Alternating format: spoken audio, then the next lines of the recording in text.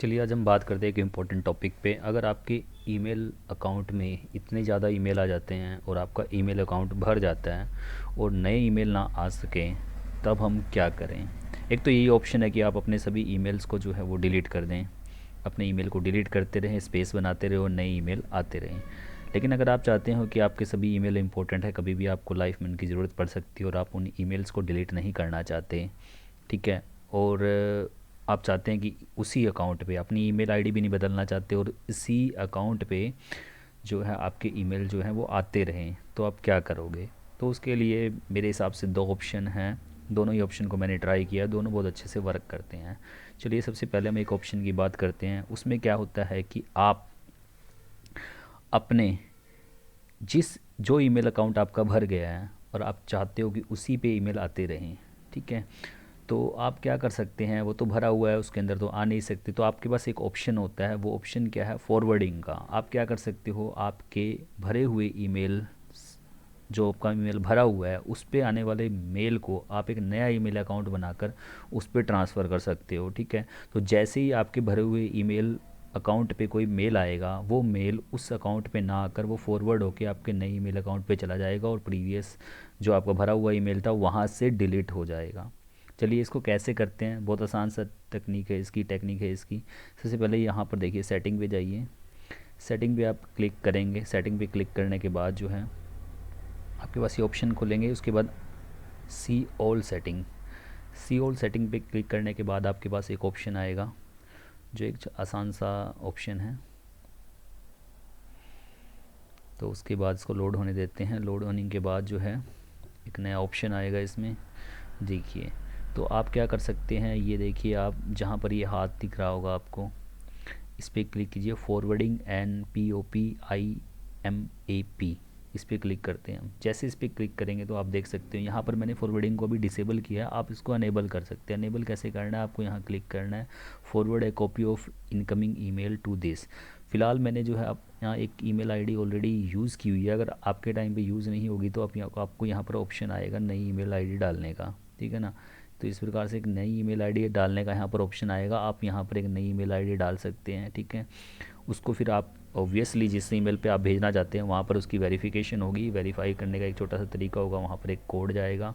उस verification code को यहाँ पर कहीं पर वेरिफिकेशन कोड डालने का एक ऑप्शन आएगा, वहाँ पर आप वेरिफिकेशन कोड डाल सकते हैं। और डालने के बाद जो है वेरीफाई होने के बाद ये यहाँ पर ऐड हो जाएगा। उसके बाद एक अच्छी बात यह है कि यहाँ पर आपके पास कई ऑप्शन है। आप क्या कर सकते हो, डिलीट ईमेल कॉपी, ठीक है ना। तो ऐसे क्या है कि आपके पास जो ईमेल आपकी भरी हुई ईमेल आईडी पे आएगा, वहाँ से वो ईमेल जो है नई ईमेल आईडी पे, इस नई ईमेल आईडी पे चला जाएगा और भरी हुई ईमेल आईडी से वो मेल डिलीट हो जाएगा। तो इस प्रकार जैसे आप यहाँ पर सेलेक्ट करने के बाद यहाँ पर सेव चेंज कर सकते हैं। जैसे ही आप सेव चेंज करेंगे, यहाँ पर लिखा आ जाएगा you are forwarding email to this this notice will end in 7 day. तो ये प्रोसेस नहीं ऐड होने वाला है, लेकिन जो ये डिस्प्ले हो रहा है ये नोटिस 7 दिनों में डिसअपेयर हो जाएगा और आपके ईमेल जो हैं वो भरे हुए ईमेल आईडी पे आए बिना डायरेक्ट जो है आपकी नई ईमेल आईडी पे जाते रहेंगे। तो इस प्रकार से आपके अगर वो ईमेल आईडी आपकी बहुत फेमस ईमेल आईडी है, उसी पे मेल आना आप चाहते हो कि सभी डिपार्टमेंट में अपने सभी बैंक में वही ईमेल आईडी दी हुई है, आप चेंज नहीं करना चाहते और उसी पे मेल रिसीव करना चाहते हो, तो मेल उसी पे ही आएंगे, लेकिन उसमें स्टोर ना होकर वो फॉरवर्ड वाले जिस भी ईमेल आईडी पे आप फॉरवर्ड करोगे उस पे चले जाएंगे। सो ये तो था पहला प्रोसेस। दूसरा प्रोसेस क्या है, दूसरा प्रोसेस ये है कि आप इस भरे हुए ईमेल आईडी को के सारे ईमेल को डिलीट करने की बजाय आप इन सभी ईमेल आईडी को मूव करवा दो आपके किसी दूसरे ईमेल आईडी पर। एक नई ईमेल आईडी बनाइए और उस पर इन सभी मेल्स को आप क्या कर दे, फॉरवर्ड कर दे। तो फॉरवर्ड करने का क्या तरीका है, उसको मूव करवा दें, सभी के सभी ईमेल्स को दूसरे पे भेज दें। यहाँ पर स्पेस खाली हो जाएगा, उस पर मेल आते रहेंगे। तो उसके लिए भी आप पहले सेटिंग में जाइए। सेटिंग में जाने अब आपको क्या करना है कि सेटिंग में जाइए। सेटिंग में आपको एक चीज़ का ध्यान रखना है कि जिस मेल आईडी पे आप जो है ईमेल जो है वो लेना चाहते हैं, जिस ईमेल आईडी पे आप मेल जो है लेना चाहते हैं, जैसे कि अगर मान लो मैं इस ईमेल आईडी पे मेल लेना चाहती हूँ, नई वाली पे, इस पे लेना चाहता हूँ, ये मेरी भरी हुई नहीं है जो भी मैंने खोली हुई, मान लो ये भरी हुई नहीं है, खाली है, इसमें मैं लेना चाहता हूँ भरी हुई से। तो आप जिस खाली वाली ईमेल आईडी को लॉगिन करेंगे, खाली वाली ईमेल आईडी की सेटिंग में जाएंगे और सेटिंग में जाने के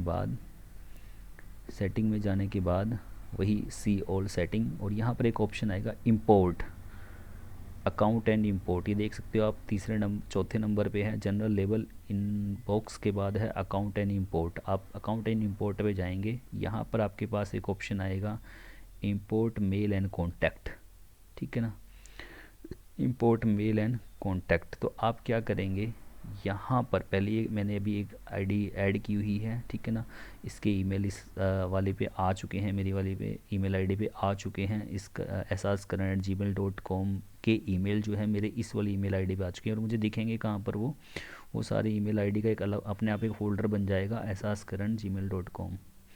तो यहाँ पर ये सारे के सारे ईमेल आ गए हैं मेरे, जो भी मेरी ईमेल आईडी भरी हुई थी उसके मैंने सारे ईमेल जो है इस अकाउंट में कॉपी कर लिए हैं, ठीक है। तो हम बात कर रहे थे सेटिंग की कि ये काम करना कैसे, इंपोर्ट करने कैसे। तो अगेन उसी सेटिंग में चलते हैं हम, account and import. Account import में जाके यहाँ पर आपके पास जो है एक ऑप्शन आएगा इंपोर्ट फ्रॉम अदर एड्रेस। आप इस पर क्लिक करना, क्लिक करने के बाद जो है अगर आप टेक्निकल हो, थोड़े से भी टेक्निकल हो, तो आपको सब कुछ ऑटोमेटिक कंप्यूटर बताता चलेगा, जीमेल बताता चलेगा। यहाँ पर वो ईमेल डाल दे जहाँ से आप ईमेल लेना चाहते हैं, इंपोर्ट का मतलब वहाँ से लेना चाहते हैं, वो ईमेल आईडी डाल दे, कंटिन्यू करें, कंटिन्यू करने के बाद अगेन वेरीफाई करें, वेरीफाई करने के बाद यहाँ पर ये ऐड हो जाएगी, और ऐड होने के बाद ऑटोमेटिक गूगल जो है वो सभी ईमेल्स आईडी को, सभी ईमेल्स को भरी हुई ईमेल से कॉपी करना शुरू कर देगा आपकी नई ईमेल आईडी पे, ठीक है।